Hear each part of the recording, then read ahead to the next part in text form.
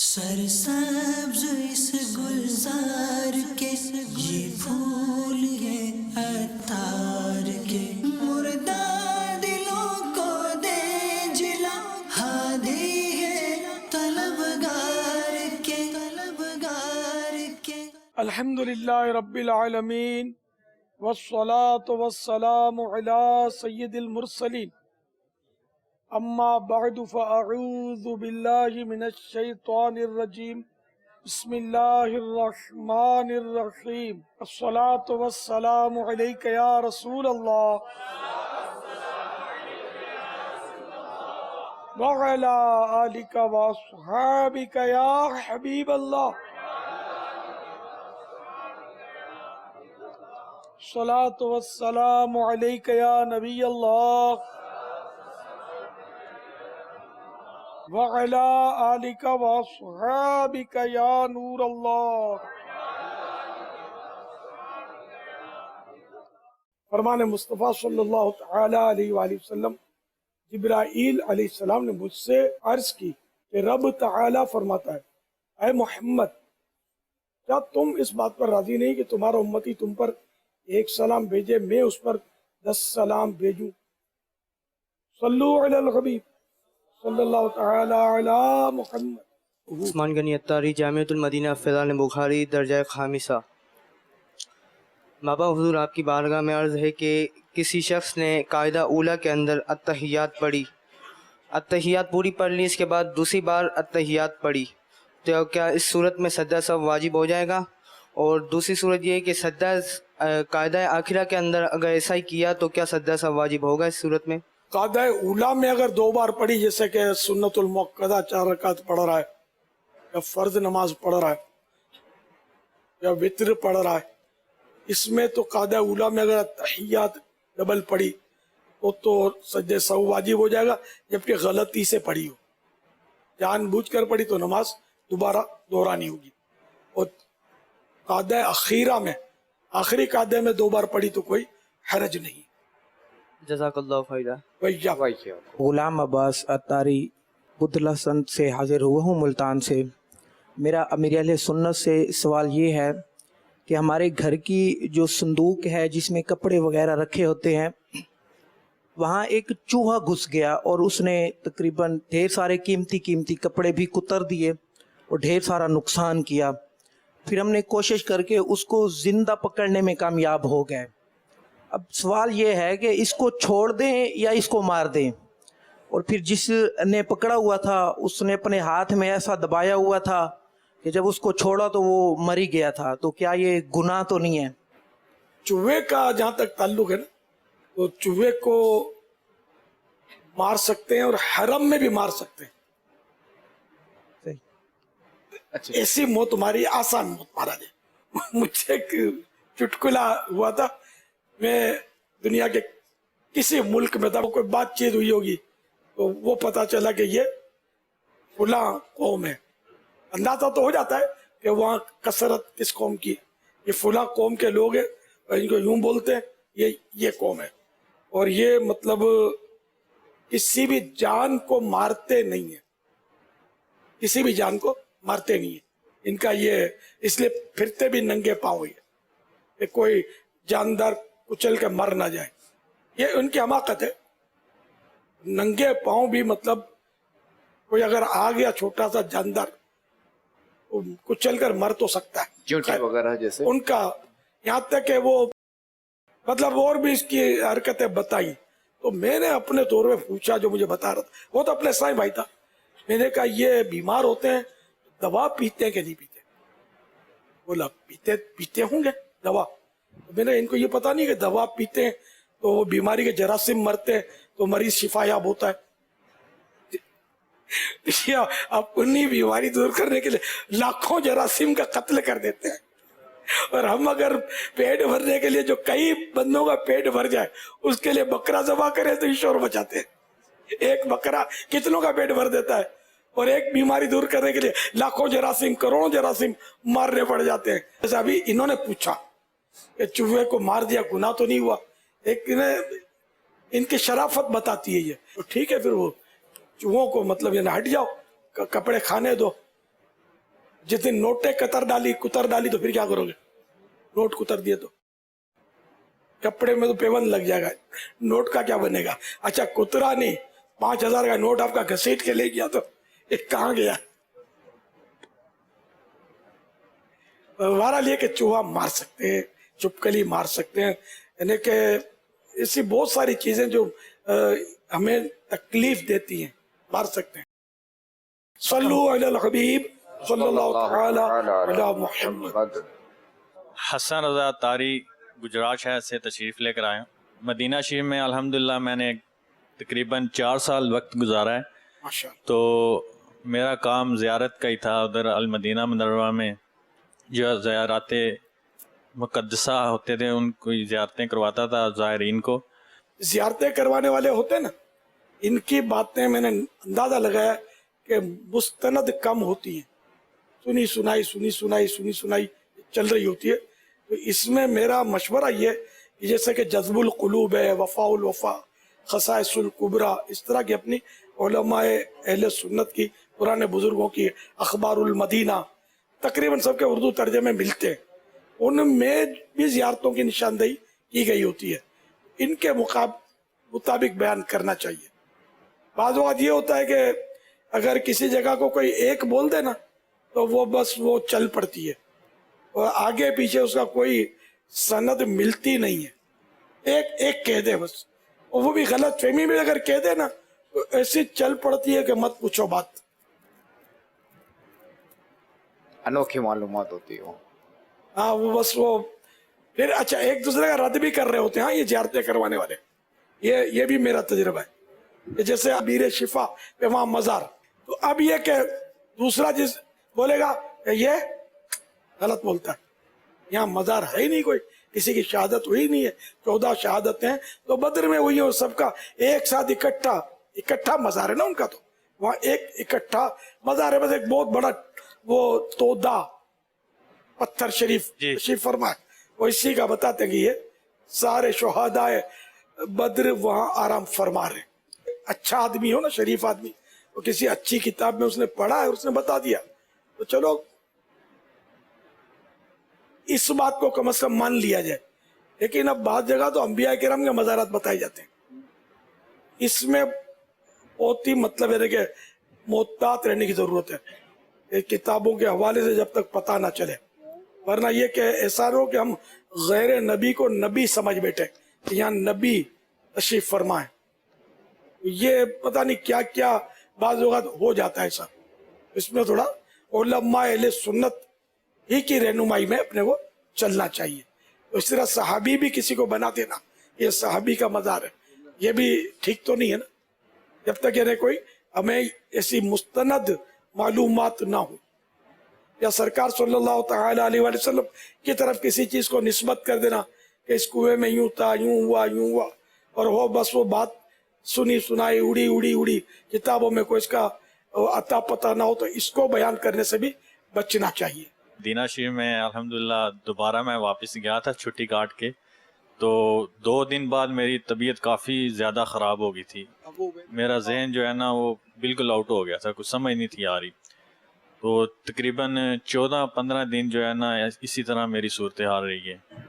उधर मेरे जो करीबी हैं उन्होंने मुझे संभाल के रखा था, ना मैं खाता था ना पीता था, कपड़े भी नहीं था चेंज करता।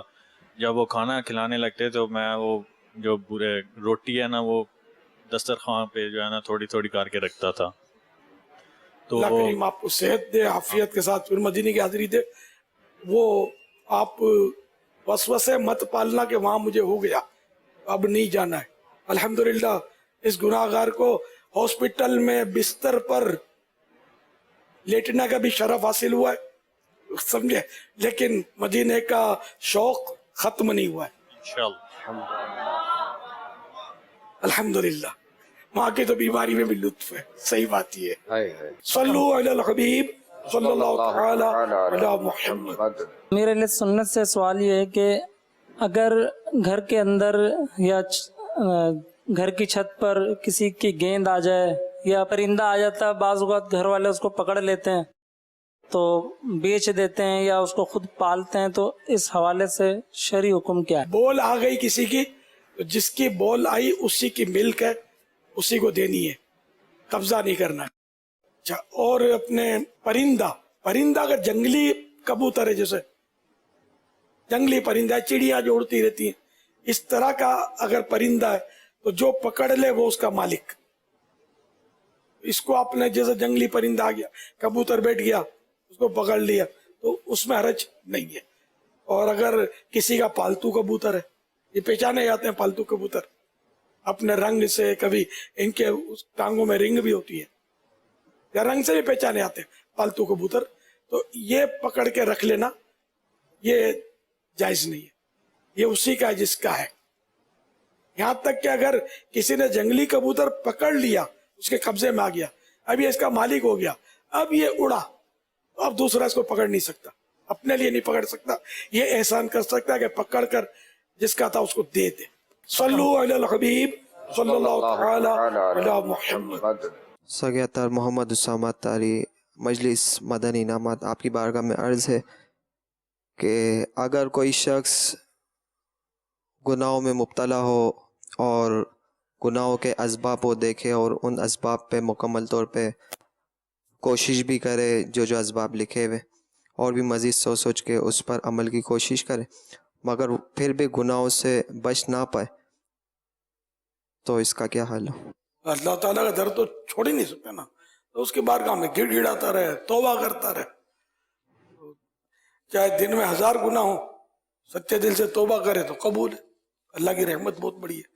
لیکن یہ کہ توبہ میں یہ شرط بھی ہے کہ آئندہ گناہ نہیں کروں گا, یہ ذہن بنا ہوا ہو, ورنہ تو وہ توبہ نہیں ہے, تو مذاق ہے اللہ تعالیٰ کے ساتھ. یہ کوئی یہ سوچے کہ میں گناہ تو کروں گا آئندہ بھی, اور توبہ کرے, ہے نا. ابھی کسی کو مارا ہاتھ اور بولے سوری, لیکن لات ماروں گا تو صحیح, ذرا وہ کہاں سوری ہے اب یہ قبول کرے گا. میں دنیا میں مثال دی. تو توبہ میں یہ شرط ہے کہ آئندہ گناہ نہیں کروں گا. صلو علی الحبیب صلی اللہ تعالی علیہ وسلم.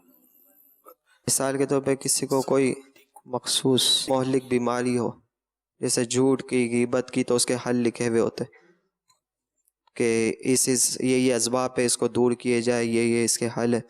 تو ان جو وہ اس کے علاج لکھے ہوئے, ان علاج پر عمل کرے, پھر بھی غیبت نہ چھوٹے, تو اب غیبت کا اس کو گناہ ملے گا.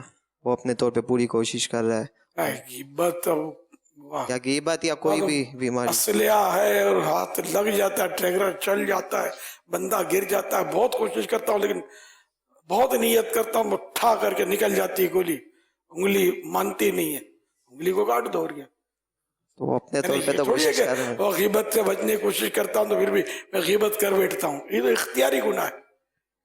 غیبت تو زبان سے آدمی کرتا ہے, اپنے اختیار سے کرتا ہے. نیند میں کرے تو ٹھیک ہے, معاف ہے, جاگتے میں کرے گا ہوش و حواس میں تو غیبت. تو جو علاج لکھے اس پہ تو عمل کر رہا ہے نا. اب بھلے علاج جاری ہی رکھے, ہو جاتی ہے توبہ کرے, قصدن تو ہونی بھی نہیں چاہیے. یہ تو عام طور پہ قصدن ہی ہوتی ہے, اگرچہ اس وقت پردہ پڑ جاتا ہے, لیکن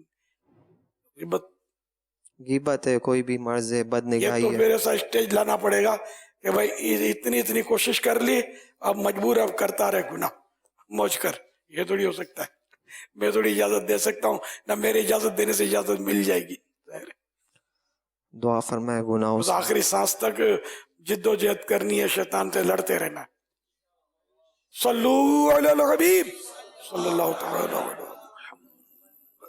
سوال عرض تھا کہ کوئی جماعت پڑھنے جائے اور اس کی 3 رکعتیں نکل جائیں تو اس کو کیسے دہرائے گا وہ؟ جس کو جماعت ادھوری ملی نا اس کو مسبوق بولیں گے. تو مسبوق جو ہے وہ جیسے 1 رکعت ملی, جی 3 امام پڑھ چکا ہے, جی تو اب دوسری رکعت میں سورہ فاتحہ پڑھے, قراءت کرے اور قاعدے کے لیے بیٹھ جائے. امام کے سلام پھرنے کے بعد جب کھڑا ہوا تھا 1 رکعت پڑھے بھری ہوئی, قاعدے میں بیٹھ جائے, قاعدہ کر کے پھر کھڑا ہو, 1 رکعت بھری ہوئی پڑھے, یعنی سورہ فاتحہ اور سورت پڑھے, اور پھر چوتھی رکعت میں صرف سورہ فاتحہ, اور اب بیٹھ کر حسب معمول نماز مکمل کرے. صلو علی الحبیب صلی اللہ تعالی علیہ وسلم.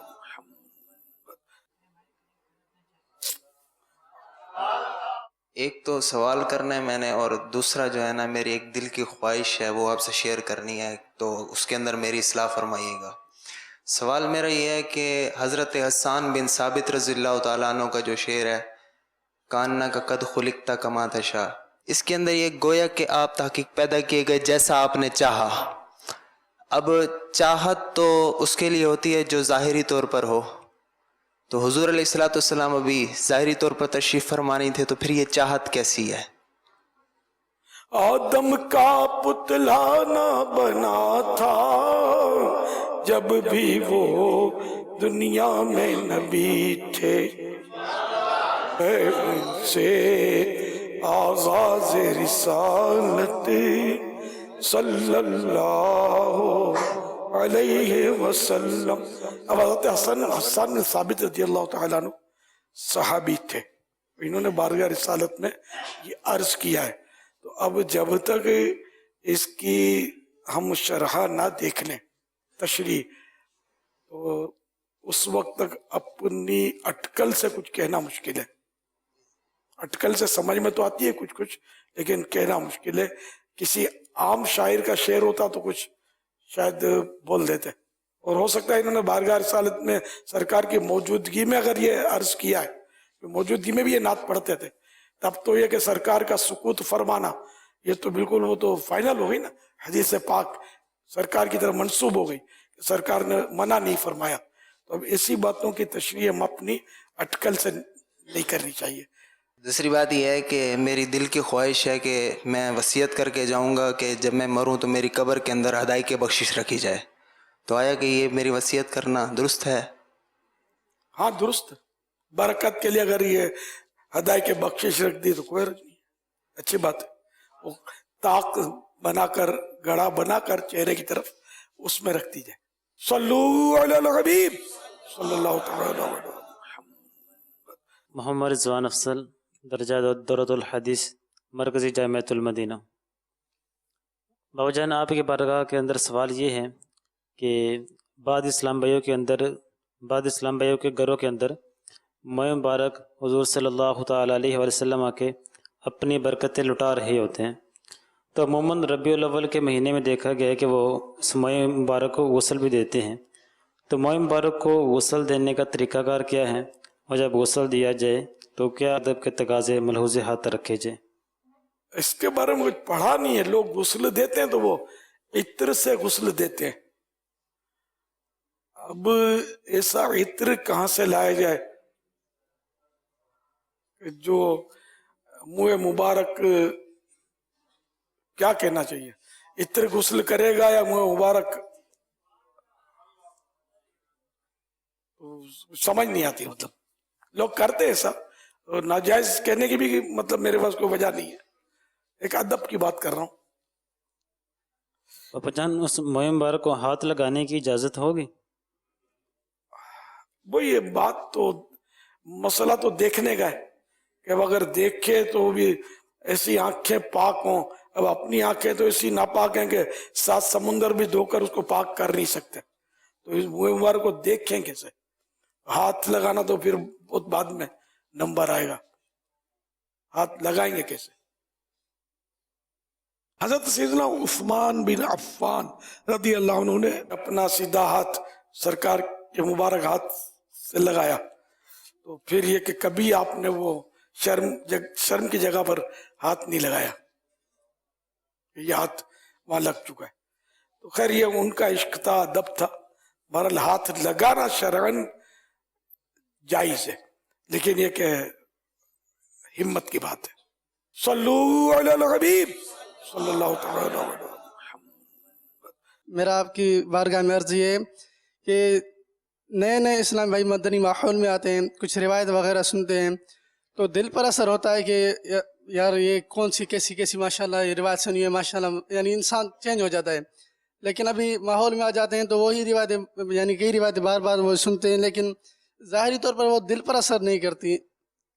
روایتیں تو ماشاءاللہ وہ اچھی ہی ہوتی ہیں، لیکن ابھی جس طرح میں پہلے تھا، جیسے نیا مدنی ماحول میں آیا تھا تو ماشاءاللہ جو بھی تقریباً بیان سنتے تھے یا کسی نگران کا، ذمہ دار کا، تو دل پر اثر ہوتا تھا۔ لیکن آج کل جو वैसे भी सुन रहे हैं, वो रिवायतें सुन सुन के अब यानी दिल पर वो असर नहीं होता, ऐसी गुनाहों की नौसत है। आप करम फरमा दें, दिल पे नजर भी फरमा दें। अब ये बाजों का तो क्या अक्सर यही होता है कि शुरू में एक जज्बा होता है, बाद में बंदा नॉर्मल हो जाता है या थोड़ा पीछे भी हट जाता है, तो उसका दिल नहीं लगता। तो दिल लगे या ना लगे करते रहना चाहिए। जैसे बंदा पहले तंदुरुस्त था तो ग़िज़ा अच्छी लगती थी, बीमार हो गया तो ग़िज़ा अच्छी नहीं लगती, लेकिन ग़िज़ा छोड़नी नहीं चाहिए वरना कमजोरी बढ़ जाएगी। तो करता रहे। सैयदना सिद्दीक़ अकबर रज़ियल्लाहु ताला अन्हु की हिकायत है, किसी को रोते देखा कुरान करीम पढ़ते हुए, तो फरमाया पहले हम भी रोते थे शुरू में, फिर हमारे दिल आजिज़ी के तौर पे फरमाया कि हमारे दिल सख्त हो गए। फिर ये आजिज़ी के तौर पे फरमाया। हमारे लिए इसमें नसीहत है कि इस तरह मतलब ये कि कैफियत एक जैसी नहीं रहती। बारगाह रिसालत में किसी ने अर्ज किया कि जब हम आपकी बारगाह में हाजिर होते हैं, तो ये सैयदना हंज़ला रज़ी अल्लाह ताला अन्हु का वाक़या है कि घबरा गए थे कि हम हंज़ला मुनाफिक हो गया, तो इस सहाबी के पास गए, फारूक आज़म के पास, सिद्दीक़ अकबर, सब बोलते थे नहीं हंज़ला मुनाफिक नहीं हुआ, नहीं हंज़ला मुनाफिक हो गया, ये कैफियत थी। फिर बारगाह रिसालत में हाजिर हुए तो वही मतलब जो अर्ज किया इन्होंने कि हम जब आपकी बारगाह में मैं हाजिर होता हूँ तो ये कैफियत होती है, वो कैफियत होती है, और जब हम अपने बाल बच्चों में जाते तो कैफियत नहीं रहती।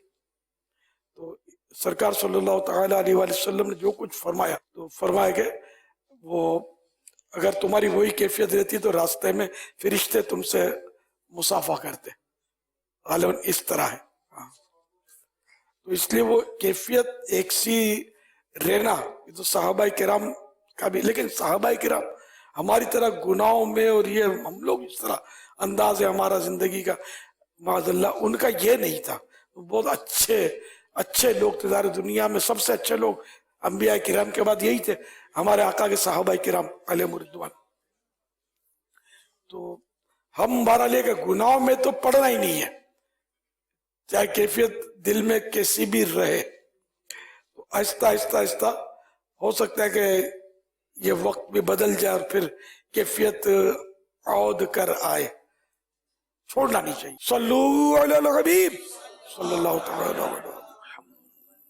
मोहम्मद मुबीन शाह, दर्जा सादिसा रजवी, जामिअतुल मदीना फैज़ान मदीना फैसलाबाद से। बापा जानी आपकी बारगाह में सवाल ये है कि हसनी और हुसैनी सैयद किसे कहते हैं, और जो हज़रत हसन से एक ये नस्ल चली आगे सैयदों की, ये किससे चली? प्यारे आका सल्लल्लाहु ताला अलैहि वसल्लम की के बेटों से तो नस्ल नहीं चली, ये सरकार की खुसूसियात है कि बेटी से नस्ल चली, वरना बेटी से नस्ल नहीं चलती। तो सरकार मालिकुल अहकाम है।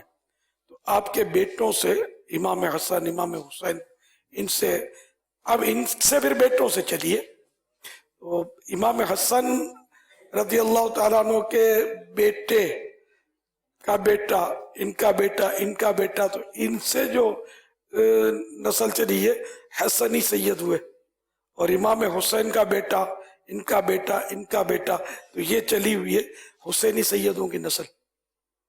सल्लू अलल हबीब सल्लल्लाहु तआला अलैहि वसल्लम। मोहम्मद अरमगान तारी, जामिअतुल मदीना, सादिसा रिजवी, फैज़ान मदीना, सरदाराबाद। कभी या सरदाराबाद वालों को भी नमाज दें आकर आप। मैं तो बेटे उन दिनों आता था जब पता नहीं आप पैदा भी हुए थे या नहीं। अल्लाह वो दिन करेगा तो फिर आएंगे, इसमें क्या है। अल्लाह ने जिंदगी दी, सेहत दी, आफियत दी। सल्लू अलल हबीब सल्लल्लाहु तआला अलैहि वसल्लम। मोहम्मद मुबीन सैफ अत्तारी, जामिअतुल मदीना फैज़ान मदीना, सरदाराबाद से। बापा जानी मेरा आपसे सवाल ये है कि नमाज के दौरान दुनियावी ख्यालात बहुत ज़्यादा आते हैं, इसके बारे में कोई हल बता दें कि नमाज के अंदर दिल लग जाए। नमाज शुरू करने से पहले लेफ्ट शोल्डर की तरफ, बाएं कंधे की तरफ 3 बार थू थू थू करे। इस सफ में हो तो इस तरह करे किसी को पता ना चले। ला हौला वला कुव्वता इल्ला बिल्लाहिल अलिय्यिल अज़ीम पढ़ लें। और नमाज के दौरान जहाँ मुस्तहब है नजर रखना, वहाँ नजर रखें।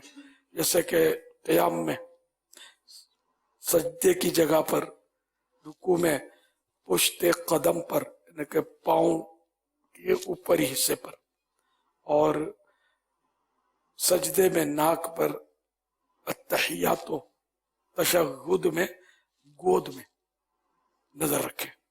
प्यारे बाबा जान, मेरा आपसे ये सवाल है कि किसी बंदे की किरात सही ना हो और वो कोशिश भी कर रहा हो सही करने की, ठीक है, फिर नमाज पढ़े, उसका नमाज का क्या हुक्म है? नमाज तो बहरहाल पढ़ना ही पढ़ना है, ठीक है ना, और कोशिश भी रात दिन करना ही करना है कि मेरी क़िराअत दुरुस्त हो जाए, इतनी दुरुस्त हो जाए कि जो कुछ मैं पढ़ता हूँ ये इसके माना फासिद ना हो, माना तब्दील ना हो, ये तो सब पर फर्ज है। सल्लु अला हबीब सल्लल्लाहु तआला अला मुहम्मद सुब्हानक अल्लाहुम्मा व बिहम्दिका ला इलाहा इल्ला अंता अस्तगफिरुका व अतूबु इलैक सुब्हानक अल्लाहुम्मा व बिहम्दिका ला इलाहा इल्ला अंता अस्तगफिरुका व अतूबु इलैक सुब्हानक अल्लाहुम्मा व बिहम्दिका ला इलाहा इल्ला अंता अस्तगफिरुका व अतूबु इलैक। सल्लू अला हबीब सल्लल्लाहु तआला अलैहि वसल्लम। सरसब्ज इस गुलजार के ये फूल